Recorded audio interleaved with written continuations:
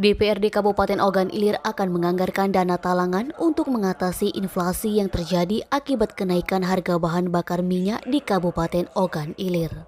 Ketua Komisi 2 DPRD Kabupaten Ogan Ilir, Afrizal menyebutkan, penganggaran dana talangan ini sesuai dengan Peraturan Menteri Keuangan Nomor 134 Tahun 2022 tentang inflasi akibat dari kenaikan harga BBM.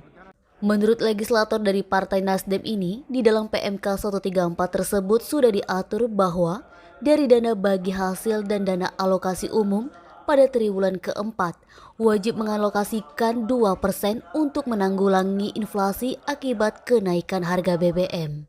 Dengan demikian, tambah Afrizal, pemerintah daerah juga mengalokasikan dana untuk menanggulangi permasalahan yang ditimbulkan akibat dari kenaikan harga BBM.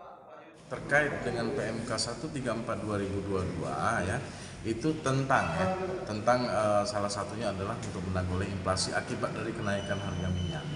Nah, itu angka pasti silakan Anda berkoordinasi dengan pihak BPKD ya, sebagai mereka yang tahu persis dengan angka itu.